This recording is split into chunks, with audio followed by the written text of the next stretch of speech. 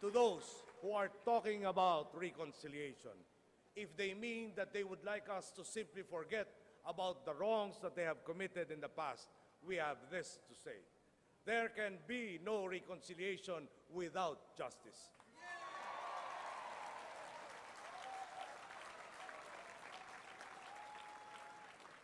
Sa paglimot ng pagkakasala, sinisigurado mong mauulit muli ang mga pagkakasalang ito. Secretary De Lima, you have your marching orders. Begin the process of providing true and complete justice for all.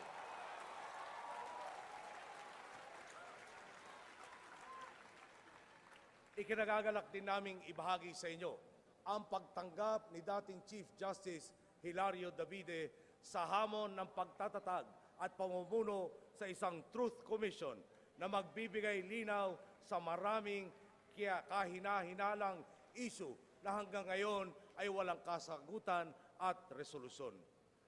Ang sinumang nagkamali ay kailangang humarap sa hustisya. Hindi maaaring patuloy ang kalakaran na walang pananagutan at tuloy na pang-aapi. My government will be sincere in dealing with all the peoples of Mindanao. We are committed to a peaceful and just settlement of conflicts, inclusive of the interests of all, may they be Lumads, Bangsamoro, or Christian.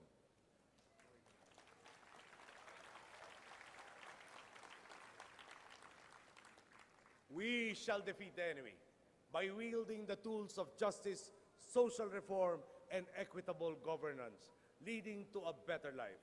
Sa tamang pamamahala, gaganda ang buhay ng lahat. At sa buhay na maganda, sino pa ang gugustuhin bumalik sa panahon ng pang-aapi? Kung kasama ko kayo, may tataguyod natin ang isang bayan kung saan pantay-pantay ang pagkakataon. Dahil pantay-pantay nating ginagampanan ang ating mga pananagutan. Kamakailan lamang, ang bawat isa sa atin ay nanindigan sa presinto. Bumoto tayo ayon sa ating karapatan at konsensya. Hindi tayo umatras sa tungkulin nating ipaglaban ang karapatang ito. Pagkatapos ng bilangan, pinatunayan ninyo na ang tao ang tunay na lakas ng bayan. Ito ang kahalagaan ng ating demokrasya. Ito ang pundasyon ng ating pagkakaisa. Nangampanya tayo para sa pagbabago. Dahil dito, taas no muli ang Pilipino. Tayong lahat ay kabilang sa isang bansa kung saan maaari ng mangarap muli.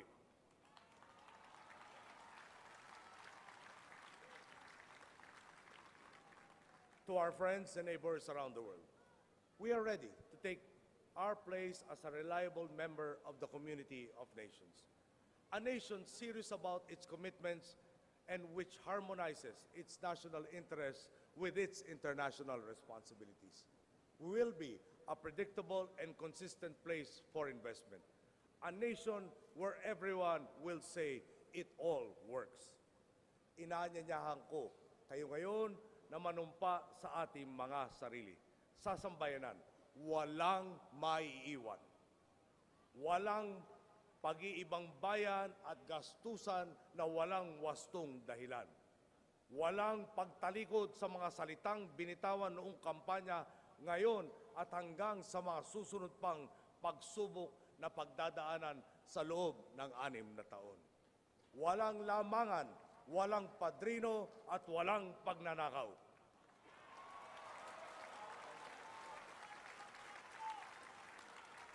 Walang wangwang, walang counterflow, walang tong. Panahon na upang tayo ay muling magkawang gawa. Nandito tayo ngayon dahil sama-sama tayong nanindigan at nagtiwala na may pag-asa. The people who are behind us dared to dream. Today, the dream starts to become a reality. Sa inyong mga nag-isip pa kung tutulong kayo sa pagpasan ng ating krus, isa lang ang aking tanong. Kung kailan tayo nanalo, saka pa ba kayo susuko? Kayo ang boss ko. Kaya't hindi maaaring hindi ako makinig sa mga utos ninyo. We will design and implement an interaction and feedback mechanism that can effectively respond to the people's needs and aspirations. Kayo ang nagdala sa akin sa puntong ito, ang ating mga volunteers, matanda, bata, celebrity, ordinaryong tao na umikot sa Pilipinas para ikampanya ang pagbabago.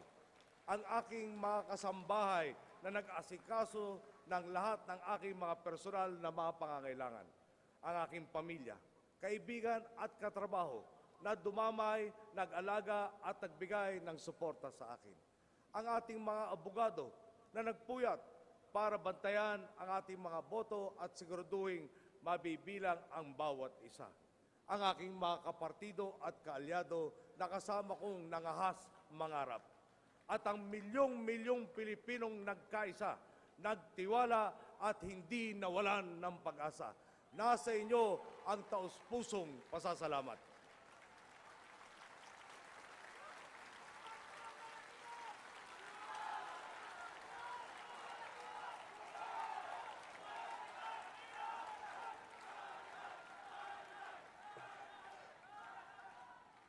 Hindi ko makakayang harapin ang aking mga magulang at kayong mga nagdala sa akin sa ito ng buhay kong ito kung hindi ko may sasakatuparan ang aking mga binitawang salita sa araw na ito.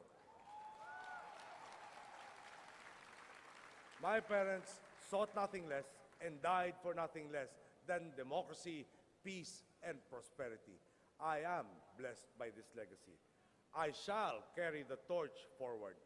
Layunin ko na sa pagbaba ko sa katungkulan, masasabi ng lahat na malayo na ang narating natin sa pagtahak ng tuwid na landas. At mas maganda na ang kinabukasang ipapamana natin sa susunod na henerasyon.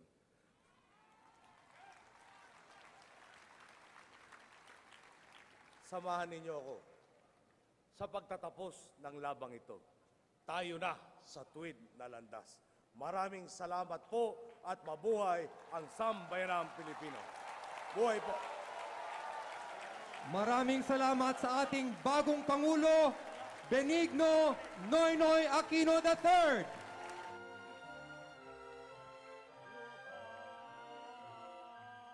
Isang naiibang bahagi sa inaugurasyong ito ay ang pamamanata ng taong bayan tugon sa pamamanata ng bagong Pangulo at pangalawang Pangulo. Tinatawag sina Sister Mary John Mananzan, Madre, Mirna Reblando, byuda ng isang journalist na kasama sa Maguindanao Massacre, Bernarda Piega, kinatawan ng Katipunan ng Urban Poor, Father Arnold Abelardo, Pari, Joshua Duldulao, mag-aaral,